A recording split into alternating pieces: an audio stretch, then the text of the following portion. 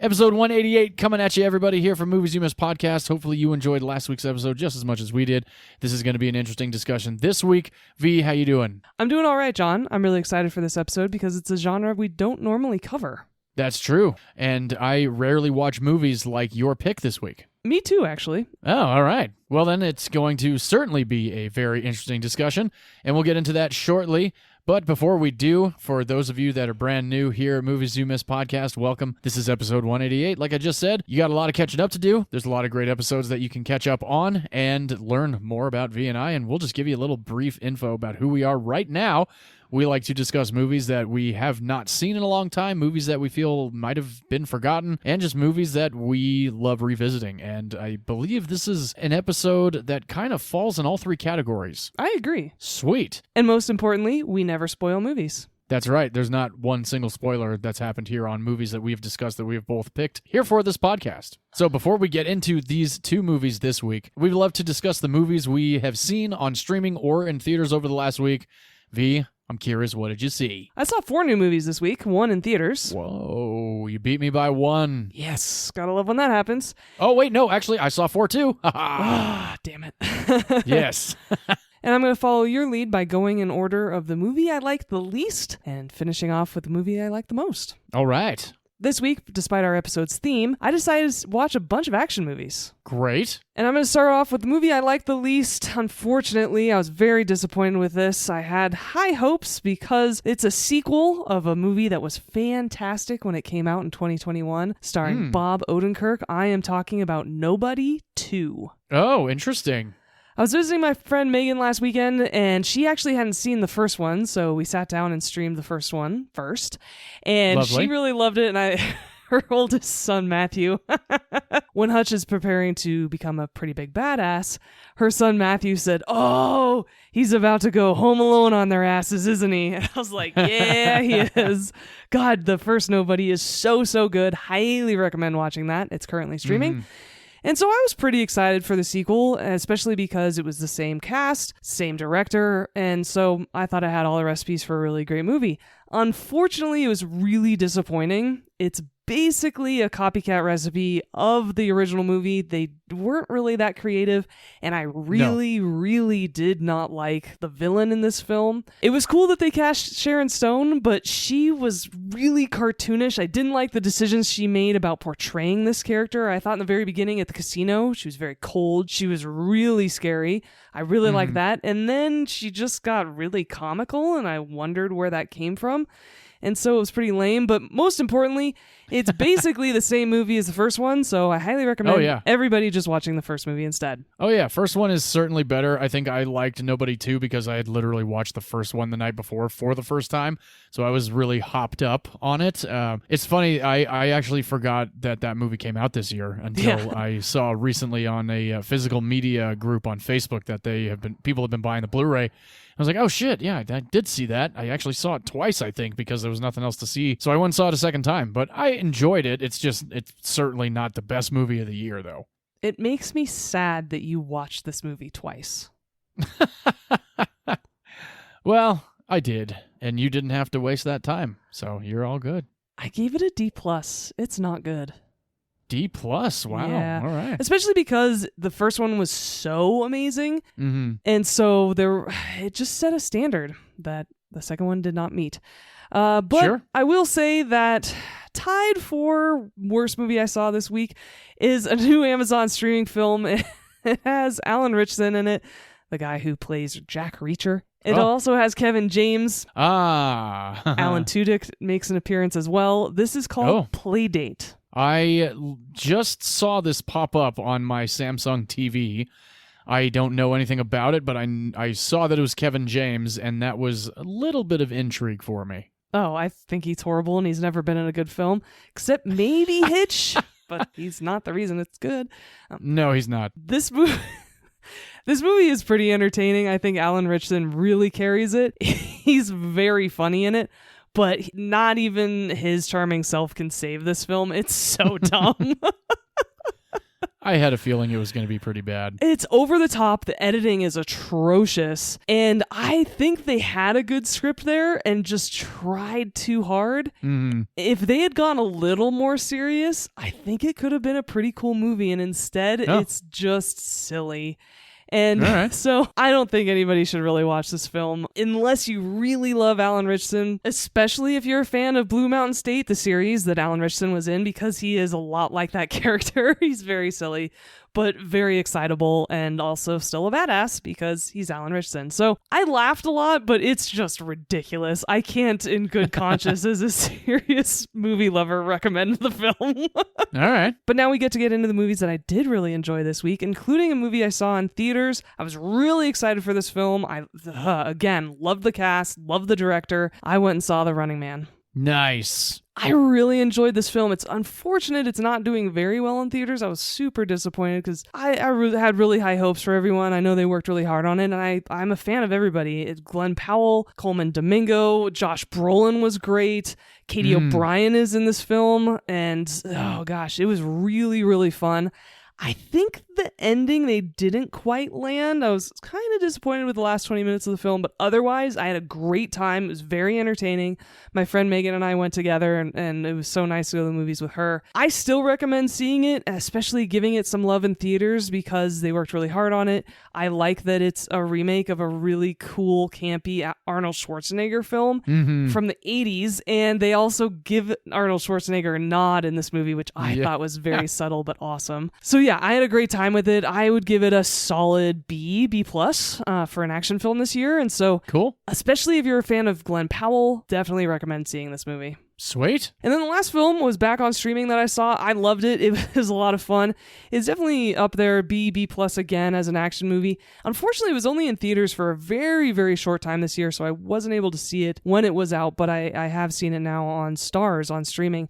And this movie stars Kerry Washington and Mark Strong, and it's called Shadow Force. Oh, yeah. I remember when that came out. Very fun spy action movie. Highly recommend it. There's a little boy who plays her son in it who's so good. Great child actor. He's adorable. Definitely stole all the scenes he was in. Omar Sy is also in this film. He was in a previous pick of mine, The Untouchables, the French film that I had picked. Oh. And Divine Joy's in it too. Oh, nice. She shares a lot of scenes with Method Man, and God, I loved every single scene they were in too. So yeah, it's got a really fun, great cast, very entertaining. It definitely feels like a streaming action film, but certainly one of the better ones I've seen, especially lately. So Shadow Force is my most recommended movie of the week. Sweet. Yeah, so those are the new movies I've seen in theaters and on streaming. What about you? All right. I watched 2 movies in theaters and 2 movies on streaming. 2 of which were documentaries. Nice. God damn it. And I'll start with the one that did not really do a whole lot for me.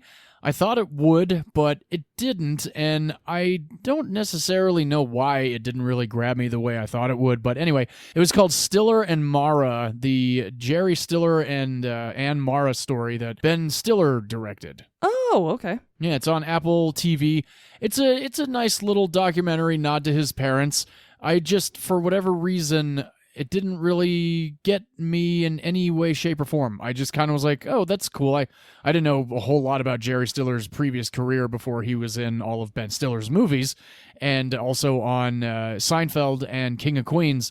But it still is a cool movie and shows you a lot of old comedy history if that's something that's up your alley. Yes, because he was a very famous comedian before those 90s shows that you're talking about. So I watched that one. Recommend it if it's, like I said, something that you're interested in, comedy history, etc. Okay. The next documentary I watched is a brand new one on Netflix starring Eddie Murphy. It's called Being Eddie. I got halfway through that film, which is why I didn't mention it this week. I hadn't finished it, but... You didn't finish it because you weren't enjoying it, or you didn't finish it because you didn't have time to finish it? I didn't finish it because it was getting very late and both Megan and I were tired, but also I'm not sure if I want to go back to it either. I gotcha. Yeah, it was all right. It was interesting. I pretty much knew majority of what they talked about with Eddie Murphy's life, especially his growing up, because I am a big fan of Raw and Delirious, and it's one of those versions that like really dives into his childhood and whatnot. Mm-hmm. So not that it's not interesting to watch, it certainly is, and I liked learning more about his career. But I've literally been a fan of his my entire life, so it was fine. It wasn't anything that I was like, oh my god, that's an absolutely incredible documentary. It was just cool. It was interesting watching him talk about his life, other than have other people talk about his life. I just can't get over the fact that he has 10 kids. Yeah. But yes, it's definitely on the kids. lower end of documentaries we've seen this year in terms of something that keeps my attention that I'd want to recommend to someone. Right, yeah. When it ended, I normally would be like, I would text my parents like, just watch a great documentary. Yeah. But I didn't really feel like doing that after being Eddie. And nothing against Eddie Murphy, I still am a big fan. And he knows that he's not made some great movies in the last several years, but he certainly has made some great ones. Many years. That's a lot of many years, but yeah, I really do think he's made more bad movies than good movies at this point. Oh, well, maybe. I don't know. Either way, still a decent documentary on Netflix if you're an Eddie Murphy fan. The other two movies I watched in theaters, and V, you just talked about it, I went and saw The Running Man as well. Oh, I didn't know you ended up seeing that movie this week. I did. I saw it just the other day. I went. I was able to get it in. And I enjoyed it. I agree with you about the last 20 minutes. It was good and entertaining, but it was not as hilarious as I thought it was going to be. It was really marketed as an action comedy, and it's on the far more serious side of things than it is comedy-wise, I felt anyway. There is comedy, but it's not like laugh out loud hilarious like Hot Fuzz type comedy or something like that. Yeah, I wasn't really thinking that when I saw the trailer. That's interesting that that's what you took away from it. So I wasn't really prepared to be laughing a lot during this movie. However, it is a race against time. And so I thought it would be more exciting and edge of your seat than it was. And I remember, definitely. I remember in the middle of the race around day 14 and then 17, I was like, okay, I'm ready for this to move on. I was almost a little bit bored during part of the middle of this film. Yeah. So. Yeah, it's unfortunate to say. The movie's 2 hours and 15 minutes long. Yeah, that's wild. The original's an hour 40. Like, why do we have another 45 minutes in this movie? It really was kind of like, okay. But either way, it still was enjoyable. And you can tell that was probably one of the most fun fucking sets that anybody's ever been on. I can only imagine how much fun everybody had. Coleman Domingo was great. Brolin was awesome. And literally everybody delivered. It just, like you said, there were moments where it was like, let's move this along. Because I'm sitting there and I don't think it was day 14, but it was like maybe day 6 or 7. Like, the little timer comes up on the corner of the screen. It's like day 6 complete, new dollars in your bank account. And I'm like, okay, well, when are we? So either way, like still good. I actually was more teetering on like the C+, B- side for it. Either way, I still think it's definitely worth seeing in theaters because it is still a lot of fun. Yeah, I totally agree. And Coleman Domingo gives Stanley Tucci a run for his money in terms of dystopian game show hosts. Really, really loved him. I truly hope in the deep bottom of my soul that the teeth that Josh Brolin was sporting in this film those are fake and not fake. New veneers. Yeah, totally. I agree. I was totally looking at that shit too. I'm like, no, Brolin, no. I feel like it's dystopian teeth. Yes, exactly. I haven't seen him in an interview lately, especially for this film. I got to pull something up on YouTube to make sure those weren't his real teeth. Or his real new teeth, I should say. Right. And I did like that nod to Schwarzenegger. Yes. That was great. So that was Running Man, and the final film I saw, and I'm only going to put it on the top because like I said, Running Man wasn't as in-your-face and badass as I was hoping it would be. And the final film I saw was definitely a strange flick. 2 great actors in the movie. It's pretty much a 2-person show throughout the entire thing. This movie reminded me of a movie that I watched back in 2022 with Noemi Merlant called Baby Ruby. And it's really centered on a woman dealing with her postpartum pregnancy. And it certainly gets pretty wild. And this is Die My Love with Jennifer Lawrence and Robert Pattinson. I was really interested in that film because I love both those actors, but just the trailer alone told me that it was going to be weird. It's weird. It's not like super out there weird. No, it's I I would say it's actually far less weird than Poor Things and Begonia. It feels like it has like a David Lynch Mulholland Drive weirdness vibe to it. But it's not like super hallucinatory, especially like it's got a Shining vibe to it also. I think it's definitely worth watching. I don't know if this is going to be an Oscar caliber performance for Jennifer Lawrence, but it was in a weird way, it was an entertaining flick. Okay. Well, I'm sure if I'd seen Mulholland Drive, that would be an analogy that hit home a little more for me, but I see what you're saying. You haven't seen No, Mulholland Drive. I've been waiting for that film to come up since I know it's on your list. Yeah. All right. Wonderful. That is for future us to discuss. And that is what I saw in theaters or on streaming over the last week. I think it's now time that we jump into our movies for this week. V, what do you say? I think that's a great idea. Awesome. And this week's theme are romantic dramas set in period times. And as most of you know, that is a genre that John and I do not pick very often at all. So I'm really happy to dive in, especially because both of these movies I'd only ever seen once before, including your pick. And so I was really happy and excited to revisit both of them and also introduce you to my pick because you've never seen it at all. Never seen it. And I am talking about the 2015 film Far From the Madding Crowd. I thought it was Far From the Maddening Crowd. Nope, doesn't have an N in it. No, it has no M&Ms. This film stars Carey Mulligan, Matthias Schoenaerts, apologies if I did not pronounce your name correctly, Michael Sheen, Tom Sturridge, and this is a film that I first watched right after it came out, so about 10 years ago, and I really enjoyed it, especially because I had read the book first. Oh, all right. This is a movie based on the book. In fact, both our movies this week are based on books. That is very true. And this movie is adapted from a classic Thomas Hardy novel. In fact, this is the 5th film adaptation of this novel. Whoa. The very first version was a silent film that came out in 1915, so the most recent adaptation came out exactly 100 years later. That's pretty crazy. Yeah, and so the nice thing is that among general consensus, it's widely regarded that this 2015 version is the best version, which is really great. And I think that is especially because Carey Mulligan really knocks it out of the park. She plays the main character in this film, Bathsheba Everdeen, and this story takes place in 1870. Bathsheba was an orphan, and she grew up with her aunts and also an uncle, and she seems like she's living a very happy life. She's helping out on a farm of her aunts, and right away you see that she's a pretty independent woman and certainly ahead of her time. And this is where she meets Gabriel Oak, who actually is a sheep herder who is renting a property next door. And he seems to be doing pretty well too. And at one point, pretty on in the movie actually, he proposes marriage. And I really love her response.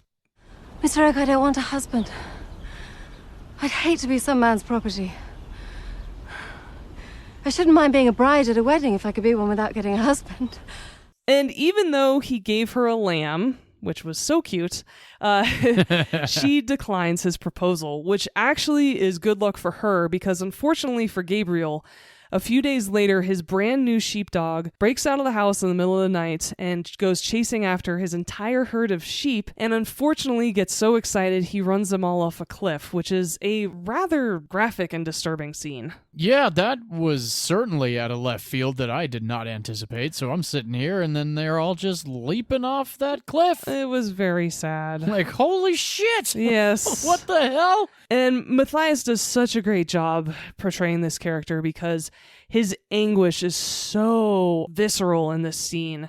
It really comes through the screen and you're just so heartbroken for him. Oh, yeah. Because since he's renting the property, since he's trying to get money, since he's trying to build a life, all of this was on a razor's edge. And because he lost his entire flock, he now cannot pay rent, he can't pay for anything else, and he has to leave the property and leave his favorite sheepdog behind. Not the new one. Yeah. So Bathsheba, it seems like, dodged a bullet, and she's still working on her aunt's farm, but at one point she actually gets a letter, and it's her uncle's will. Her uncle, who had raised her for a large part of her childhood, unfortunately has passed away, but he's left her his entire farm. And of course, since this is 1870, a lot of people are in shock and rather scandalized by the fact this woman, this single woman, is going to try to run this farm all on her own. But because she's Carey Mulligan and she's a badass, she doesn't care what anybody says. She's going to make this farm successful, and that's what she does. She gets her hands dirty. She also fires a bunch of the guys on the farm, which is a really satisfying scene. Yes, that was great. And this entire time, she's making it quite obvious that she is outspoken, that she is of a single mind, that she cannot be tamed. And this is where we get introduced to Mr. Boldwood, who is played by Michael Sheen. And we love Michael Sheen on this show. Mm-hmm. We haven't done a lot or any movies of his yet, surprisingly. Not really. But we have talked about him several times. We do really like him. He is the head of the werewolves in the Underworld series. Yes, Lucian. He plays... This movie is awful, but it is a guilty pleasure of mine. It's called Laws of Attraction. It has Julianne Moore and Pierce Brosnan in it. Nobody's seen the film. It doesn't matter. Oh, yeah, no, I've never seen it. Not good, but... I loved it when it came out. They get married or something like that, right? Like yeah. in a drunken stupor or something? Exactly, yeah, that is the I trope. remember the trailer, but I never did see the movie. Francis Fisher's in it. Oh, cool. Yeah. But Michael Sheen plays this rocker who's just a crazy basket case who's married to Parker Posey, and they are great characters together. Nice. Yeah.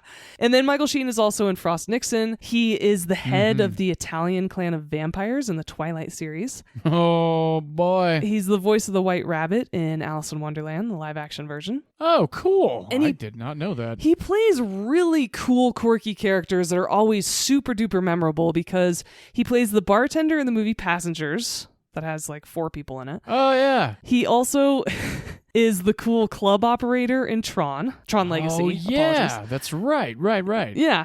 And then more recently, he's been in some great TV shows. Prodigal Son, where he's a violent criminal. That show was so awesome. Yes. That show was so good. And Amy and I were hooked on that. That was like that was such a good show. It really was. I loved that show so much. It was so kick-ass. And another amazing show that he is also in is called Good Omens. Never watched any of Good Omens. I've got to. I know yeah, it's based you off do. Neil Gaiman books or a book. A book, And is it David Tennant or Yeah. not David Tennant? It is David Tennant. Okay. Doctor Who and the tongue dude in Goblet of Fire. That's what I always remember about him, too. Yeah.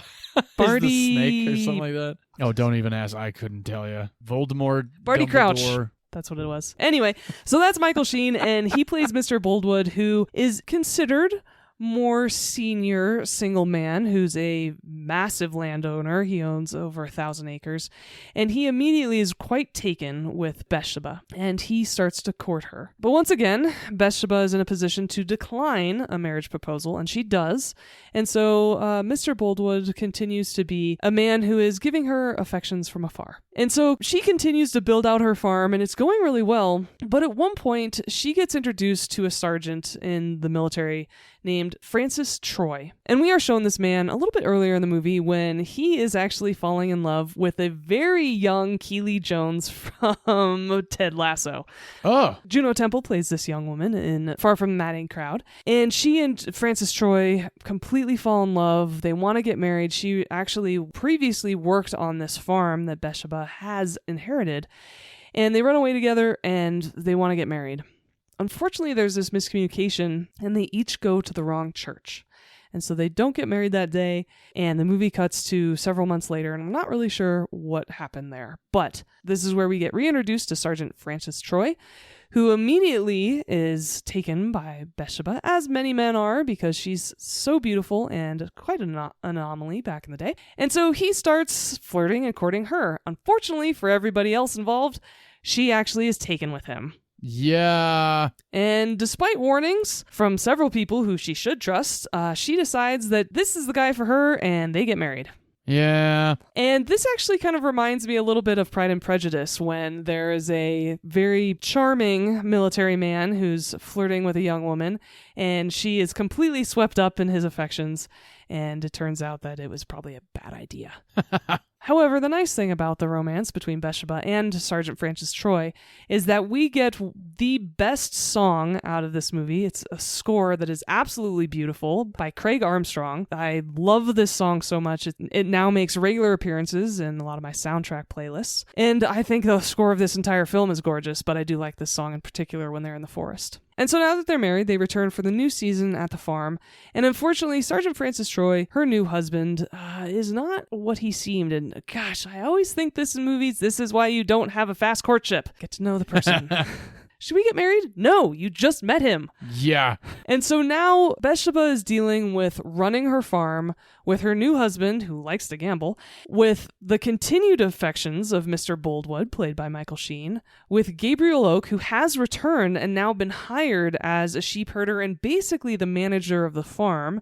And they have been friends for so long now, it's been years that they've known each other, that he becomes quite a good friend and a trusted advisor to Bathsheba, and I absolutely love their friendship in this movie. And so she's contending with these three men and what would be best for her, the farm, all the people in it, and her future. And I really love this movie because not only is Bathsheba a really inspiring female character for the 1870s, but I really love how it tracks her growth and how she's maturing and growing up as a person and getting a sense of who she is in the world and making decisions for herself that she will have to live with despite what society is telling her, despite what other people are suggesting, despite what tradition is saying she should do. And I love any woman who can stand up for herself in these period pieces. That's initially why I was drawn to this movie. And because of the performances, because of the sweeping, gorgeous cinematography in it, like I said, the beautiful score, I really love this movie and so many aspects of it. And I know this was John's first time watching it, so I'm very curious what he thought of it. This was my first time watching Far From the Madding Crowd, and I'm glad that it was the hour and 45-minute version, not the 3-hour-long version that was available on Apple. From 1961, I think. Yes. And I had never heard of this movie. I had no idea this was a novel. Nothing like that. And I'm glad that I watched this movie after becoming a fan of Carey Mulligan, because for a little while I really was not the biggest fan of hers. Oh. Just based on what I had seen. And then I saw Promising Young Woman, and I was in for the long haul now. Similar to The Lighthouse with Robert Pattinson. I'll watch anything that he's in. I'll watch anything Carey Mulligan's in now. And I might have to go back through a lot of filmography of hers to see a lot more of her earlier performances. However, this movie I was not the biggest fan of. It's weird to say I'm not a big fan of love triangle movies, but I'm really not. It wasn't a love triangle. It was a love square. Because there's 4 of them. Oh, okay. All right. Well, then I'm sitting here like, what the fuck, square? That's true. There was 4 of them. Yeah. Okay. That's right. 3 men and her. 3 men and a baby. Now, 3 men and Carey Mulligan, Bathsheba. I will start off by saying, other than all of that, the soundtrack is fantastic. The costumes are pretty incredible. Carey Mulligan was great. Michael Sheen in the 6.5 minutes that he's on screen, always entertaining to watch. I don't know the names of the other 2 actors, but I will say the character of Sergeant Troy, nothing against the guy. I'm sure he's a really nice guy in real life. And the character was definitely the douche of the story, Yeah. if you will. Oh, yeah. I just couldn't really stand to look at the guy. Oh, no. It just sounds terrible. He has an extremely punchable face in this movie, and it's the mustache. Yeah, that stash is lame. And I gotta be honest, the scene that he wins her over with the sword in the forest was just ridiculous. Now, however, when the scene ended, I went back to watch it with this kind of lens at the time, and I'm like, wow, okay, so women were getting wet watching guys just thrust swords in this freaking forest. That's fantastic. Yeah, they're super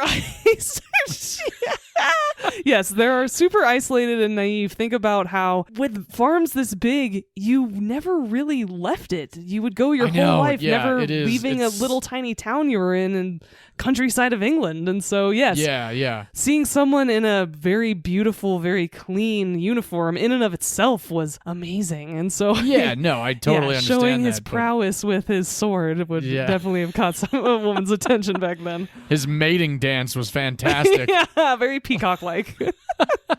And there were other things that I really was like, okay, come on, is this really? Like, some of it was just, There were story moments that happened later in the movie that I literally just kind of out loud was like, well, what the hell was the point of that? Like, why did that happen? And there were other moments later beyond that moment where I was like, I don't understand why. Well, again, we don't spoil things, and there are times where it would be great to. But overall, with Far From the Madding Crowd, I will say that Carey Mulligan's performance kept me afloat while watching the movie. Fair. And had it not been her, I imagine there would have been another actress that I likely would have been fine with. However, overall, it just was like, no. And I don't mind, period. I don't. I really don't mind that at all. And I don't mind slow burns. Not that this was a slow burn. It just rubbed me the wrong way. And So it was fine. Okay. Well, I will tell you that there are several pieces of the book that are not in this film that I think would have filled in some gaps for you, that would have made some actions towards the end of the film a little more understandable. One of which being, there is a character who is obsessed with Bathsheba. Sure. The book goes into much greater detail to a point where you really start to fear this person. Oh, okay. And they skip over a lot of that in the movie, and that is one of my few critiques of the film, is that I thought that subplot was much more important, and they didn't give enough weight and time to it. And so when certain things happen towards the end of the movie, they kind of come out of nowhere. Mm-hmm. And they're just very quickly glossed over of trying to explain it. And instead, I think they should have given a little bit more screen time to that storyline. I think it would have explained things a little bit better. And there's a pretty tragic storyline in this film as well. And that's there's a little more detail in the book. I gotcha. However, I think the characters in this film, because they're brought to life by these great actors, I do think the characters, for the most part, or most of the characters, are more likable. Especially the ones we want to like. And they're given a bit of an update in terms of the 21st century lens, in terms of their thoughts and actions and the way they talk. So we can understand them, even though this is a period piece, of course, because this book was also written in the 1800s, there's that to contend with, right? And so things are a little bit updated for 2015, which I think they're a little more digestible, which is good. So pros and cons, if I'm ever going to go back to this story, it will certainly be this movie. It won't be the book. But like every movie adaptation from a novel, there is going to be a lot on the cutting room floor. Oh, absolutely. Yeah. And I can definitely take that to heart with it. And I feel like the book was probably like 500-700 pages. No, thankfully it wasn't that long. But there were a couple subplots that I think they shouldn't have edited out. Let me put it that way. All right, I gotcha. Well, as always, thank you so much for giving it a chance. I'm glad you didn't hate it. I didn't hate it, but I will very likely not watch it again. That's okay. I'm glad you liked the score, though. You should definitely add... It was very good. Yes, you should definitely add some of that to your rotation, at least. I really should. And I liked a lot of the dialogue of Bathsheba towards the soldier guy. Whenever they were like having a discussion. I think my favorite scene was when he was like, well, I need like $200. And she goes, why? So you can gamble it away? He goes, well, what? I work for it, don't I? And she goes, no, you don't. Yeah, I was like, hell awesome. Yeah. Take him down. Take him down. He's trying to spend all your fucking money, and it's not his. He sucks. It's clearly yours. Yes. That was a great moment in the movie. I literally was like, ha! Like, hell yeah. It was satisfying, that's great. for sure. Yeah, well, so many people aren't honest with douchebags like that in films, right? Yeah, no, they're not. Especially the women in movies and stories in that time frame were probably like, okay, sweetheart. But she was like, fuck you. Yeah. That was great. That was a great scene. I also like a scene with her and Michael Sheen when they're talking about their feelings. It is difficult for a woman to define her feelings in a language chiefly made by men to express theirs. Well, and I'm really glad to hear that you're a fan of Carey Mulligan. I am too. I liked every performance of hers from the beginning. In fact, her very first ever credit is Pride and Prejudice, which I picked a few months ago. Oh, that's her very first credit? Uh-huh. Oh, wow. Well, very cool. And then she went on to star in Drive with Ryan Gosling, which I only ever saw once and I really need to see again. Drive is pretty badass. As you said, Promising Young Woman. Love that film. I think, my Oh, yeah. favorite performance of hers. She was Certainly. also in The Great Gatsby. I got to rewatch it. I know I was really thrown that it was a Jay-Z or Kanye West Yeah, soundtrack. that was weird, but And I know Baz Luhrmann likes to do that weird shit ever since Moulin Rouge, but I like the I don't know, flashiness the way I liked Elvis, right? And yeah, it's yeah. not a great film, but the performances are good. The set design is amazing. So are the costumes. And so I like it as a piece of art because it's Baz Luhrmann, right? Yeah. My friend Whitney, actually, she helped out on Great Gatsby. That's right, yeah. Yeah. And then she's also in a movie that I really want you to watch. It stars her, Andrew Garfield, and Keira Knightley. It's called Never Let Me Go. Oh, yeah, I know of this one. It's twisted, and I think you'd really like it. I borrowed a copy of it from a friend of mine several years ago, and I had to give it back to him before my wife and I relocated, and I never did end up watching it. Okay. Yeah, one of these days you should. Yes. More recently, she was the only redeeming quality of the movie Maestro. Oh, yeah, she was in Maestro. Yeah. Yeah. She was good. Everything else was bad. Yeah, she was all right. I think she was certainly one of the better characters, I should say. Her, Richard E. Grant, and Rosamund Pike in Saltburn from a couple years ago. Oh, yeah, that's right. She was in Saltburn as well. I hadn't seen it, which is why I didn't list it. Right. Yeah, she was in maybe 5-ish minutes. Okay. Might have been more. I didn't like that movie very much, so I could just be misremembering. And Thomas Vinterberg was the director of this film, and he said when he first read the script, he knew by the 10th page that Carey Mulligan had to be his only choice for Bathsheba. Nice. Yes, and Thomas Vinterberg is the director of Another Round and The Hunt, both starring Mads Mikkelsen, which is cool. And then when Carey Mulligan was cast, she suggested Matthias Schoenaerts for the role of Gabriel Oak after seeing him in Rust and Bone with Marion Cotillard. Oh, yeah. I never saw that one. Me either, but I remember hearing great things about it when it came out. I remember the trailer, and I wanted to see it, and I never got to see it. Apparently it's great. And Matthias is the only non-British actor in the cast, which is cool. And he's been in other English language films, including The Danish Girl and Red Sparrow. Oh, Jennifer Lawrence. Yes. That was an all right flick. That wasn't that bad. It was okay. And he's also in The Old Guard. Oh, cool. He's Booker, the one that Charlize Theron gets really pissed at. Yeah, no memory of that. I have seen it one time. Yes, I know. Right when it first came out. So. No, I did not like the movie. I just don't remember. I remember enjoying it, but have not revisited it. For the love of God, don't see the second one. Nope, no plans.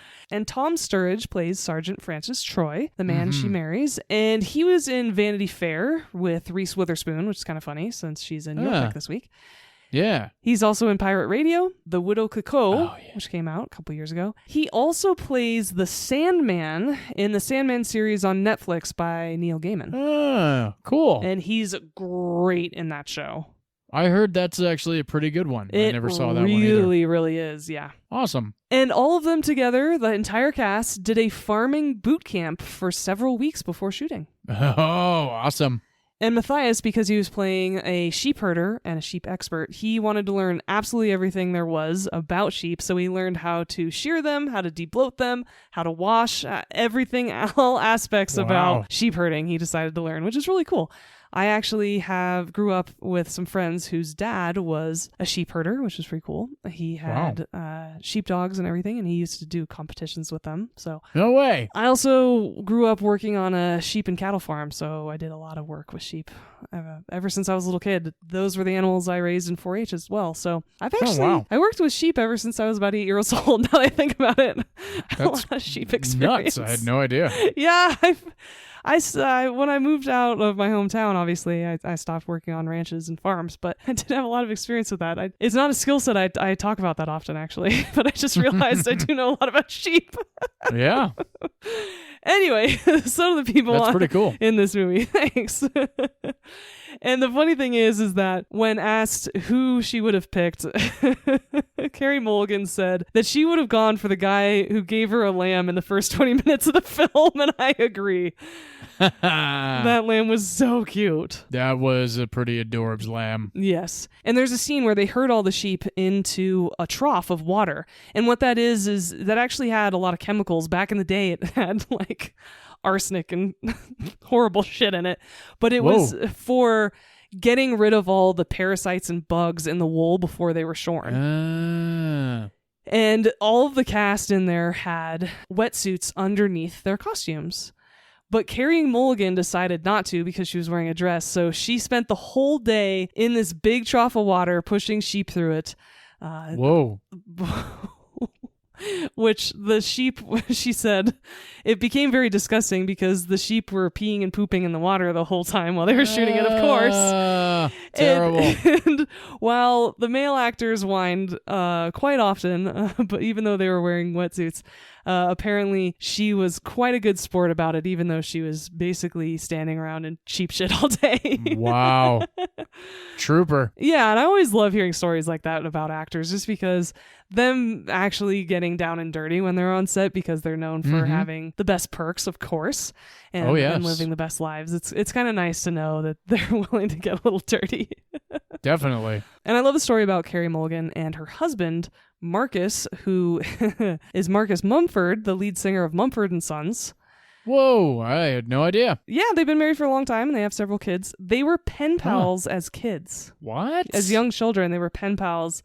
And then as they got older, they lost touch and stopped writing each other. And then as adults, ran into each other, I think at an award ceremony. And started talking again, and then they got married. That is crazy. That's adorable. Yeah. And this movie is absolutely beautiful. 2/3 of it was shot outdoors. Yeah. It took 53 days to film. Whoa. The director of photography was Charlotte Bruce Christensen. She was the cinematographer for The Girl on the Train, Fences, Oh, wow. Molly's Game, and A Quiet Place. Interesting resume. She's has a varied resume. That's the thing I love about it. Yeah, she's all over the place in terms of the genre and style and everything. I thought that was really cool. That is pretty bitchin'. And Craig Armstrong, as I said, was the composer for this film. He wrote the scores for The Bone Collector, Moulin Rouge, Love Actually, Ray. Oh, cool. The Edward Norton Incredible Hulk movie, In Time, The Great Gatsby.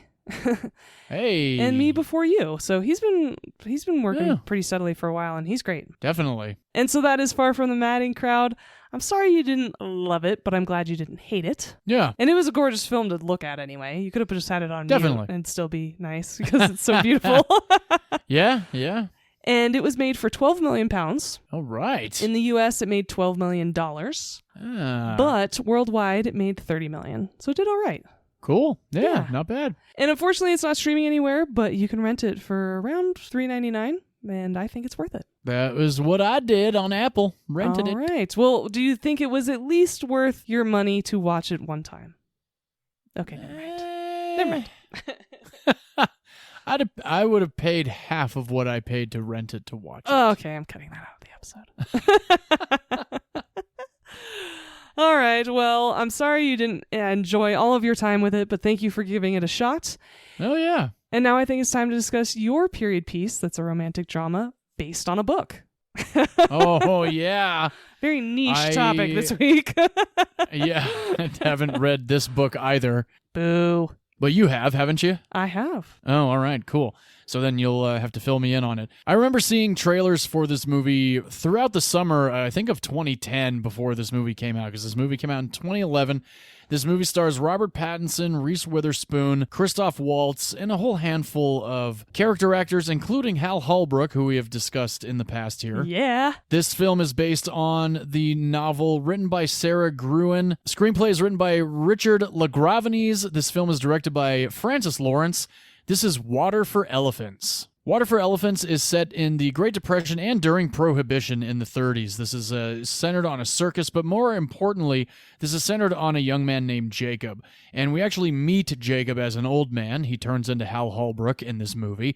And Hal Holbrook is, I guess he kind of runs away from the nursing home that he's staying in. Yeah. And comes upon this circus in the rain, and these guys come out and grab him, and they're like, "Oh, hey man, what's going on? Let's get you inside and call the nursing home." And then Jacob starts seeing all this press and all these photos of this circus that these guys are working for. He starts to tell them about this circus disaster that happened decades ago.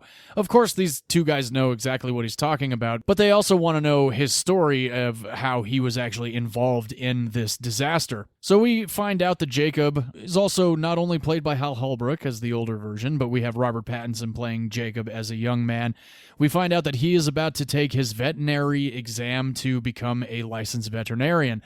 Unfortunately, the morning of his test, his parents are killed in a car accident. Jacob comes to find out that his parents unfortunately left him a mountain of debt after they were killed. His dad was a licensed veterinarian, working out of his house, and not really taking a whole lot of payment from people money-wise. So Jacob's got to figure out a way to pay the bank back or pretty much hit the road and find a new way of life. So what does he do? He hits the road. He does come upon this circus in the middle of the night. He jumps on a train, and it's the Benzini Brothers circus that is traveling across the country. He's a stowaway, and of course, stowaways are usually brought to the head man in charge, and this is when we meet August, played by Christoph Waltz. Jacob basically tells August that he is a licensed veterinarian, and that if they need somebody to take care of the animals of the circus, that he can absolutely do this. And August has really nothing to lose, so he takes a chance on Jacob and allows him to become the veterinarian for this traveling circus. The Benzini Brothers, which around the time Barnum and Bailey was still a thing, and Ringling Brothers was also a big thing that, of course, everybody warns Jacob not to mention to August because the Ringling Brothers are very successful as opposed to the Benzini Brothers, which are not as successful as the Ringling Brothers. For a while, things are working out for Jacob and August. They start to develop a friendship over the fact that now August has this kid that he can trust and make sure that the animals are going to be safe and well taken care of and able to perform anytime that they set up this circus. And we also, as an audience, and Jacob, who has not yet been able to have the pleasure of meeting Marlena, meets Marlena, played by Reese Witherspoon. And Marlena does a lot of tricks and acrobatics with horses, and I know there's a technical term for it, I just don't think I know it. Oh, that is actually called equestrian vaulting. Ah, equestrian vaulting. All right. Yes, because instead of vaulting in gymnastics like on a pommel horse, you're on a horse. Horse. Horse is a horse, of course. Of course. Of course. Awesome. All right, well, cool. I did not know that. I don't really know jack about the circus. I think I went to Circus twice as a child. I don't think I've ever actually been to a proper circus. I've been to Cirque du Soleil, but that is not a circus. I have a distinct memory of going to a traveling circus that came to our very tiny town when I was a kid, and my dad brought us. Oh, very cool. Other than this hint, I don't think I remember anything else, though. Yeah, I've never been in one of those big pop-ups. I've never seen tigers jump through rings of fire or elephants do whatever. No, I've been to Cirque du Soleil. Yeah, that's what I'm saying. I've been to Cirque du Soleil. I did one called Alegria like years and years ago in New York. It was really cool. But anyway, after Jacob meets Marlena, Jacob starts to really fall hard for Marlena and also starts to witness the fact that August might not be the sweetheart that he comes off to be, especially when drinking is involved. And this is a bit of a bombshell for Jacob when he finds out that Marlena and August are actually married. So a couple days go by, and Marlena actually has an issue with one of her horses. And Jacob comes to the realization that this horse, unfortunately, needs to be put down and that it's suffering a whole lot. August is not agreeing with Jacob. He's telling him and Marlena that the horse is going to continue to perform. So Jacob actually goes behind August's back and puts the horse down. So August is not the happiest about Jacob having put this horse down. In fact, he almost throws him off the train, but ultimately comes to the realization that Jacob has kept Marlena safe and from becoming injured by this horse, that he technically promotes him in really taking care of a lot of the animals. And this is when we meet Rosie. The elephant that August purchases is going to really bring in a crowd because elephants are supposed to be incredibly intelligent creatures and can also perform some pretty crazy acrobatics, especially with Marlena's talent. And it's back in the 30s, so you know a lot of people haven't seen an elephant yet. Yeah, which is pretty wild. I was pretty young when I saw my first elephant. I think it was at the LA Zoo. I think I was like 6 or maybe even younger than that. Yes, I was very young when my parents brought me to the San Francisco Zoo, and there were elephants there. So yeah, I agree. Nice. Yeah. So now that Jacob is taking care of Rosie and August and Marlena their relationship is getting a little bit tumultuous. August is definitely drinking more. He's becoming a little bit more abusive than he normally was. Jacob is trying to figure out a way to take Marlena away from August, all while trying to keep these animals safe, because now August is telling Jacob the only way to get through to an elephant is to stab it with a spear and really show the dominance. That's right, the bullhook. Thank you. And this is August's way of asserting his dominance as a human being and the smarter creature amongst these animals. And for the rest of the movie, we are along for this ride while Jacob maneuvers his way through this traveling circus, trying to figure out a way to take Marlena away from August and hopefully keep these animals safe from this sinister man that runs the Benzini Brothers traveling circus. This was the second time I've watched this movie. I loved the trailer when I saw the trailer. I probably watched this trailer like 17 different times because the music is so good. I really like the way that the story is told in the trailer. I watched the movie for the first time, I want to say back in like 2016, and I remember thinking it was all right, and then as the time went on, I really started to kind of have a fondness for it, and then I watched it again for this podcast. And this is going to be a first, but I don't like this movie. And I'm going to tell you why I don't like this movie. Oh my God. Reese Witherspoon is a terrible actress. Reese Witherspoon ruins this movie for me in every single scene that she is in. I love her in Four Christmases. I love her in Legally Blonde. I do not like her as a dramatic actress. Okay. I don't like Walk the Line. I don't like this. I do not like The Morning Show. I got through like 5 episodes of The Morning Show and I had to turn it off because she is so annoying to watch. Where do we go from here? I don't know. How did you not veto your own film? Because you were on vacation, and that would have been incredibly rude of me to veto a movie while you were on vacation for you to try and squeeze in a different movie. And you know what? We've done first here, and this is another first. It's not that I don't like the movie. I think Christoph Waltz is great. Robert Pattinson's awesome. It is beautifully shot, incredible soundtrack. It's an interesting movie. Reese Witherspoon murders the movie. There's no emotion in her face whatsoever. There is death behind those eyes. There's no passion. She doesn't become the character. It's Reese Witherspoon. I think the character's poorly written. Well, that could be it too. It's very one note. It's like there's very one-dimensional. There's no depth to Marlena whatsoever, like at all. I think the only depth we get with August is that he's a bit of a drunk. That's kind of it. No, I think Christoph Waltz did a great job. Now remember this. Oh no, he totally did. This he did. is I'm not saying he didn't. Inglourious This is Bastards, after Inglourious Bastards, but yeah. before Django Unchained. Yes, this was in before between the Django two. Unchained. Absolutely, yeah. So. It's Oh my God, this is amazing. it's when it ended, I was just kind of like, okay, So, well, shit. What the hell do I do now? Should I defend your movie now?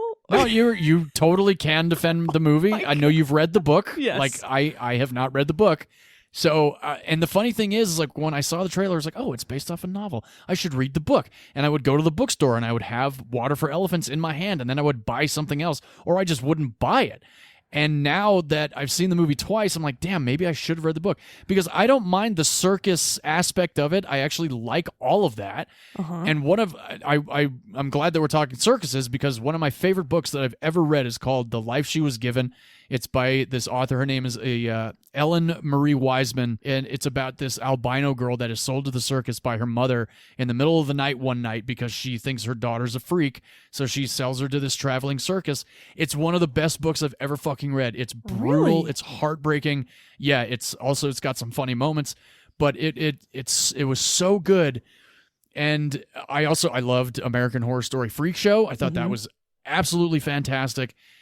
But this movie was Reese Witherspoon. That was it. Totally. 100%. I really liked a lot of the supporting cast because a lot of them, I'm like, oh, I've seen that guy before. I've seen that guy before.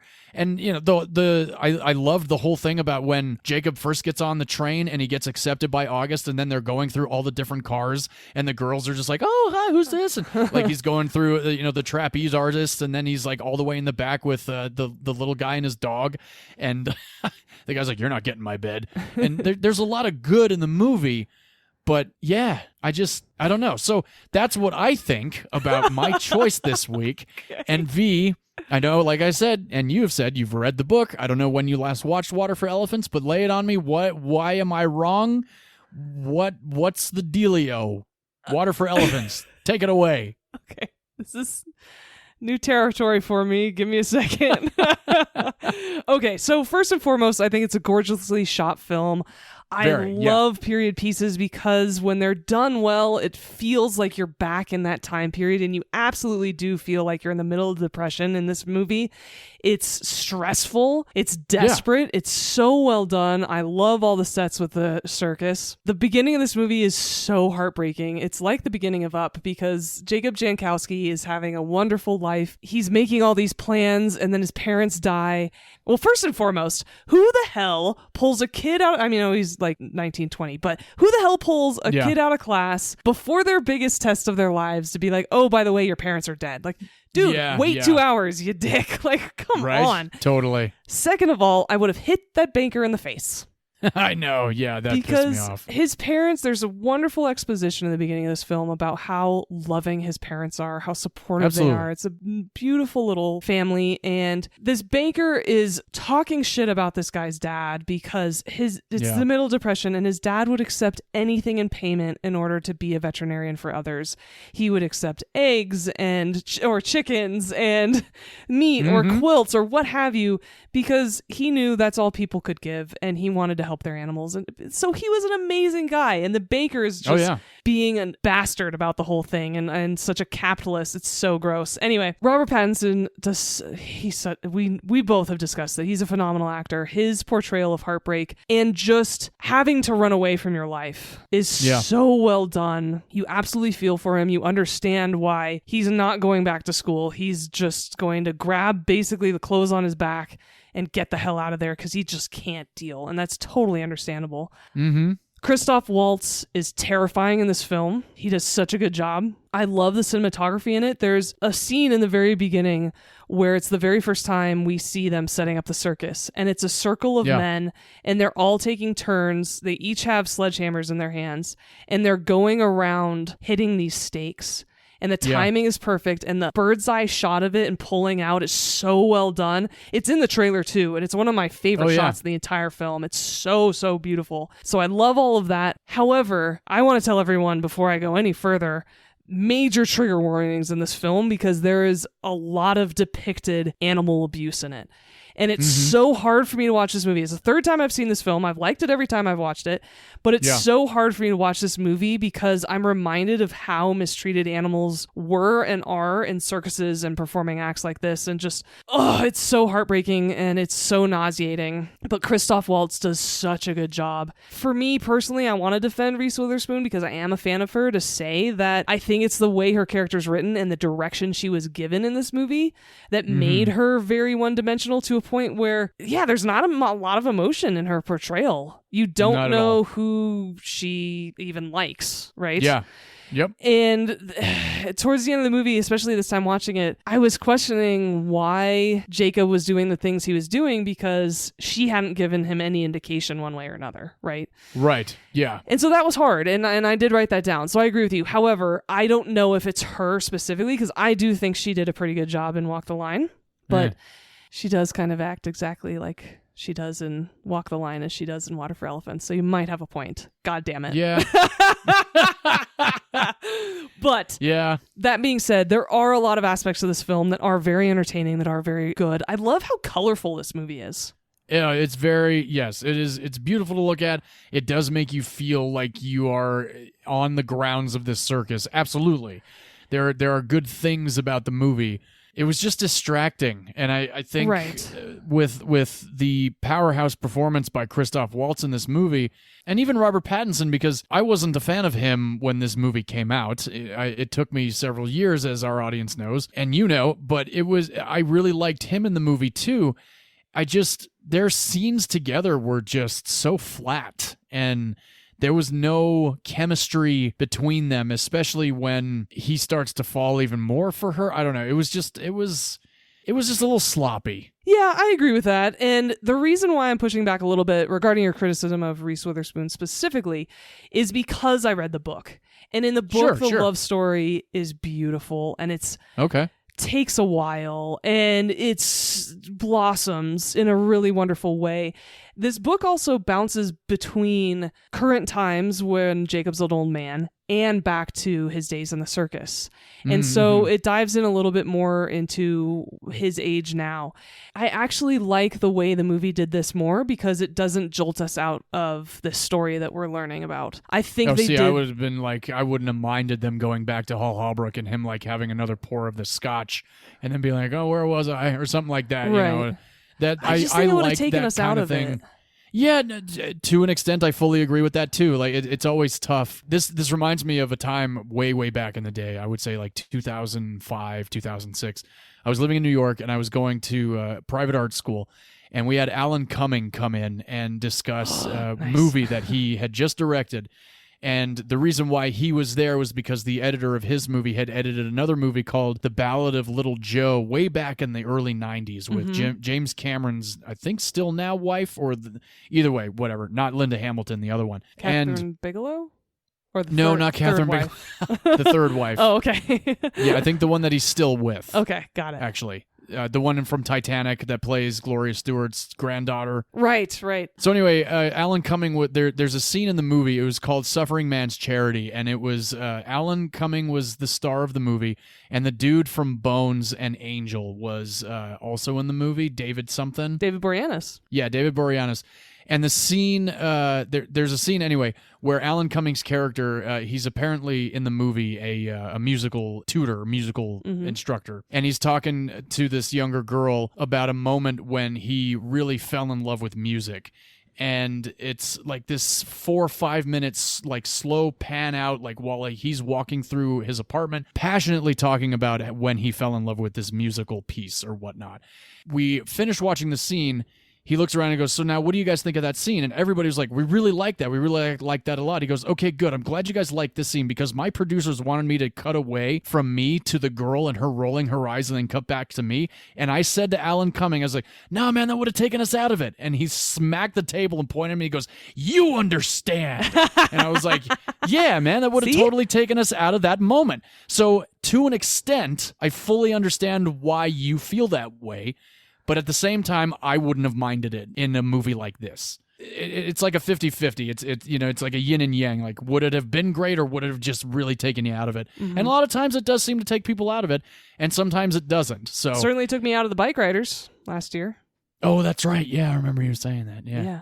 So anyway, that was just another. Okay. I have not. I don't think I've ever told that Alan Cumming story. No, you haven't. But I haven't heard yeah, it before. that was really cool when I got to meet him. And actually, after all of that, I talked to him about X2 for a very long time. Awesome. And Spice World because he's in Spice World. Yes. I love him in Cabaret. I've never seen Cabaret, but I've seen a Alan recording Cumming's awesome. of him in the Broadway musical of Cabaret, and he's great. Oh, yes, I'll bet. big He's fan of badass. his. Yes, Yeah. and remember him in the X-Men movies too. He was badass in that too. Nightcrawler, fuck yeah. Yeah, and so there are some differences, and that's the thing about this book versus the movie. There are several things about the book that I really, really love more, but there are a couple things about the movie, including the conclusion, that I like so much better than the book.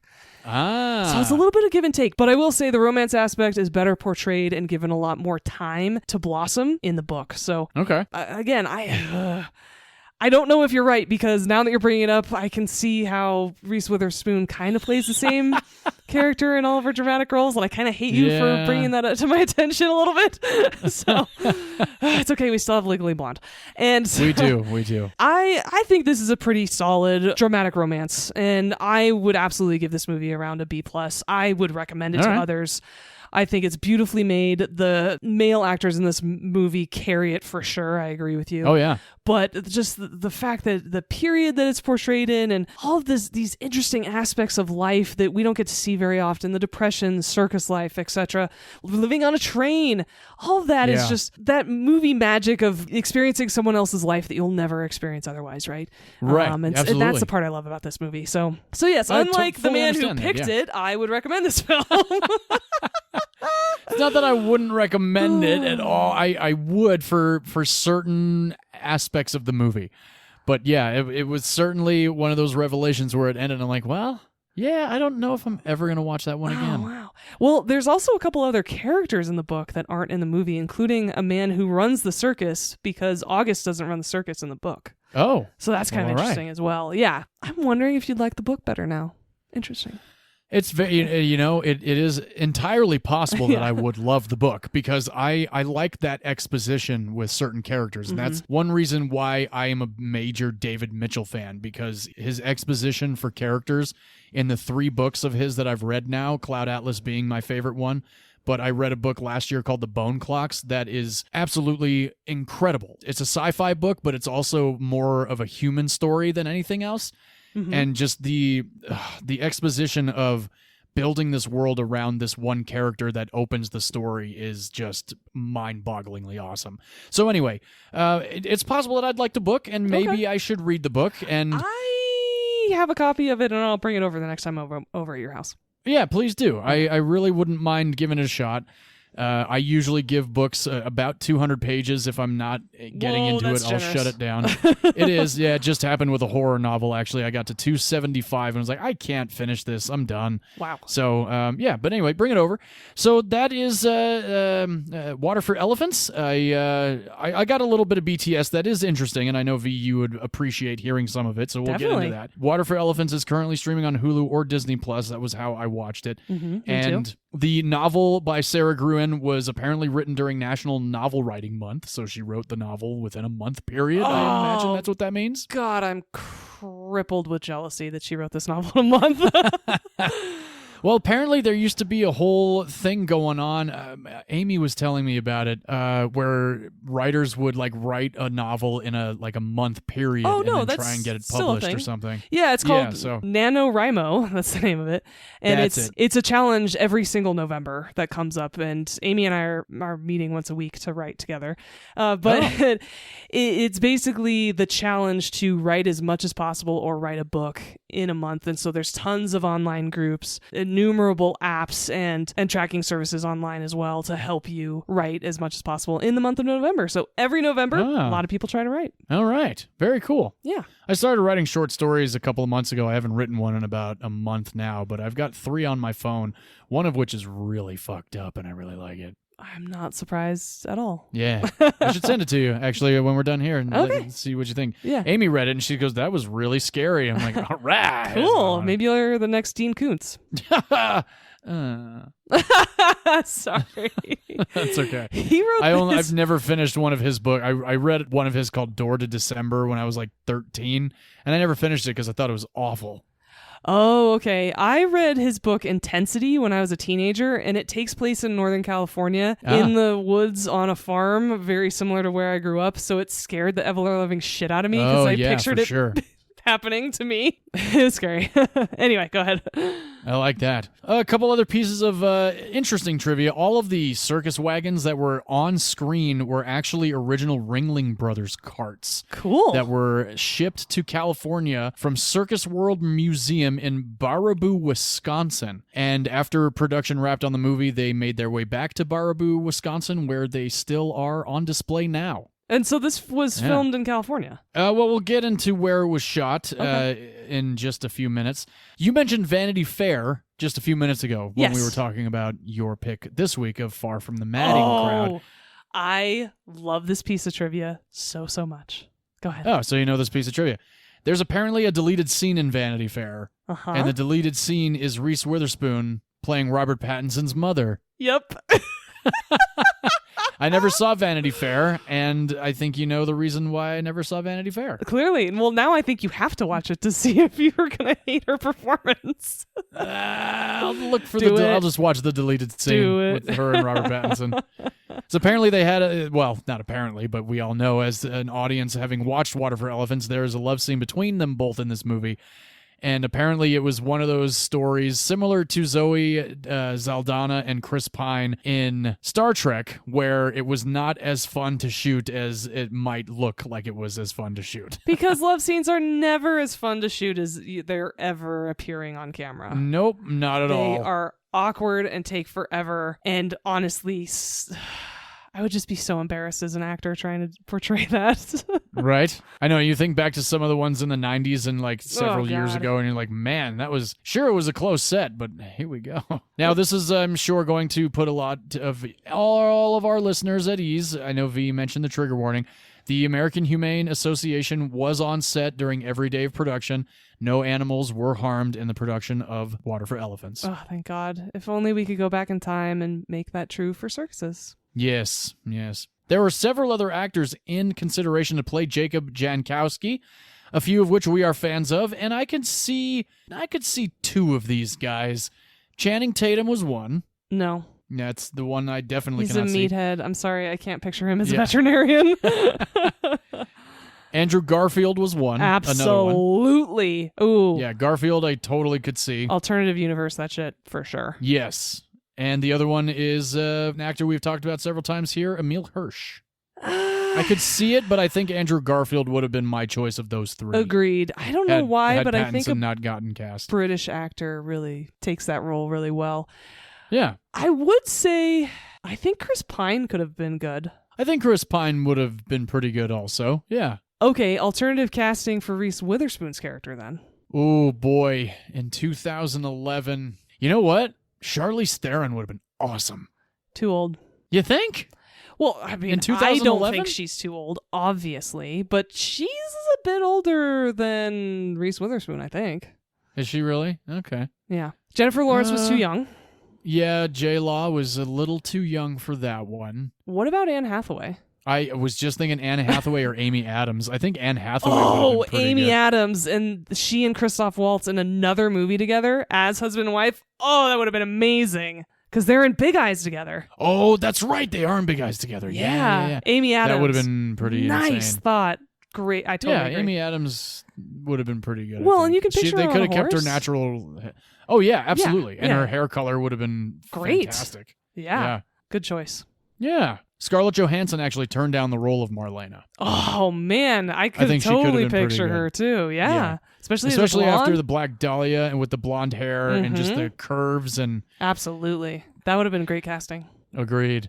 This screenplay was one of the most liked unmade screenplays back in 2009. And that is all I have for Water for Elephants, other than where it was shot, which we were just talking about. It was shot mostly in California, but also in Georgia, Tennessee, and in at actually 20th Century Fox, and up in Lake Peru, California. Okay, you're not going to talk about the director. Oh yeah, Francis Lawrence. We, if you don't know his name, he just recently dropped a movie this year with Mark Hamill called The Long Walk. I don't know, V, if you've seen it yet. I have not, but I'm a fan of a lot of his other movies. Okay, cool. Yeah, he apparently, I didn't actually know this at all, but he directed all the Hunger Games movies. He did? And he also directed I Am Legend, which we are fans of here. Speaking of the book. Oh, yeah, okay. And a previous pick of yours, I believe it was episode 3 of Constantine with Keanu Reeves. Yeah, it was episode 3, Constantine. Yeah. Which I think And they're he, making a second one, maybe. Yeah, that's just kind of Hopefully. I hear up in the air as Keanu's a rumor. not really happy with the script right now. Oh, okay. Well, Yeah. Francis Lawrence also directed a handful of very popular music videos. A lot, yeah. Yeah, quite a bit. And a little bit more on Water for Elephants before my time is up here. The budget for the film, V, what do you think the budget was? $80 million. Whoa, that's a big budget. It was $38 million. Reese Witherspoon, I don't think, had won her Oscar yet. Just with the sets alone, I figured it would have been expensive. Yeah, a lot of practical sets, a lot of practicality in this movie. I'm actually really impressed. Yeah, no, for the budget and everything, absolutely. The costumes, period pieces, and circus costumes. Wow. Yeah. Lots of background, practical sets. Oh, a shit ton of background, yeah. Wow, I'm very impressed. And a lot of visual effects whenever they're in cities, and it's supposed to be the 30s. Okay. Very true. Right. Very well, true. I know it made a ton of money off of a $30 million budget then. Yeah, it did. It came out April 22nd, 2011. The opening weekend box office was $16.8 million, domestic box office $58.7, and the worldwide box office was $117 million. Yeah, I remember this movie being very popular. Yes, and a lot of people really liked it, and that is Water for Elephants. All right. Well, thanks for talking about a movie you didn't like. Yeah, for sure. No, I knew you liked it, and that was another reason why I wasn't going to veto it, and I figured it would be a first here. Yeah. And it is, so. Oh my God. Well, there it is. It's streaming on Hulu and Disney Plus right now, so everybody can give it a chance. Yeah, if you feel like it. Would and your V, I'm curious wife like this movie? No, Amy does not like it. She said it's boring, so she didn't watch it with me. Okay. I invited her to, but she did not. But I'm curious, V, if you would watch Far From the Madding Crowd with your grandmother. Oh, absolutely. There are very tame sex scenes in this film. I want my mom to watch it. All right. And John... Well, I know you wouldn't watch it with your grandma. Yeah. But who do you think Water for Elephants is appropriate for? I would say like 13 and above. Well, there's it's not some like abuse, it's not though. super violent. No, that's true. There's literally one scene of abuse, and the other bit of abuse happens completely off camera. You just hear it happening. Also thinking of the animals. Yeah, I know. Okay. I would say 14 or 15 and above, but an argument can be made. Yeah. Sweet. Well, that is this week's episode. A very interesting one, most definitely. I don't think this will happen often, but I gotta say, it was a bit refreshing to hate on your to own do it film? this way. To hate on, I didn't really hate on it. I really just hated more on Reese Witherspoon. And like I said, I like her in comedies. I just don't like her as a dramatic actress. And now you've tainted her for me. Yeah, well, you know, when the right person's right. Okay. Well, I still like the morning show. Then, yeah, that's cool. What is it? It doesn't matter what season it's on. I don't care. Just finished All right, with season sweet. number 4. All right, cool. Season number 4. Season number 4. We do movies here. It's fine. Yes, we do. No serious talk. And speaking of movies, next week we are going to be going down a bit of a mournful route. We are going to be doing an in memoriam episode. Over the last few weeks, we lost 2 very prominent names in the entertainment world. We lost Robert Redford and we lost Diane Keaton. And V and I both picked movies with one of the two. And V, what did you pick? I picked one of his classic films from 1973 because John had mentioned previously that he didn't know the filmography actually of either of these actors. So I really need to work on introducing him to more of films of both of these very fine actors, figuratively and literally, do I mean that? Because I picked the 1973 movie starring Robert Redford and Paul Newman. This is The Sting. Oh, yes. I thought you were talking about my pick. I was like, I know their filmography. No, I understand what you mean now. Yes. I've seen some Paul Newman movies, but I think I've only seen 1 or 2 Robert Redford movies. Well, I'm going to introduce you to more of his and his director-led movies, too. Sweet. And I have actually owned a copy of The Sting on DVD for the last 8 years, and I've never watched it. So I'm excited to watch The Sting for the first time. Perfect, because it's currently not streaming anywhere. Unfortunately, you have to rent it. All right. Well, I own it. Yeah. And what did you pick? I chose a movie from 2003 starring Diane Keaton. This is one of my favorite movies that she's in. It's also one of my favorite Nancy Meyers movies. Also one of my favorite Jack Nicholson movies. This movie is fantastic. Also starring Keanu Reeves and Frances McDormand and Amanda Peet. This is Something's Gotta Give. And if you have not seen this movie, it is available for rent on Amazon for $3.59. I've only ever seen the movie once, and I don't remember much of it except when Jack Nicholson is in the emergency room. So I'm excited to watch it again. Oh, yeah. I was very fortunate to get to actually see this movie back on the big screen about a week and a half ago. So wow. I have been watching this movie now for 22 years. It is literally one of my favorite movies. It makes me laugh hysterically every time. I can't wait to reintroduce you to it and bring it to our audience. Awesome. Yeah. So thanks, everybody, for joining us here at episode 188. Please do rate, review, subscribe, follow us on all social media. Keep up to date with what we are doing, what movies we're going to see, all of that good stuff. And before we sign off here at Movies You Miss Podcast and bring you our next episode next week, we like to close out with film as a form of art, and in art, all opinions are valid, except if you think. We can't get more niche than period pieces, romantic dramas adapted from books. All right, well, that wraps it up here at Movies You Miss Podcast. Cheers, everybody. Bye-bye.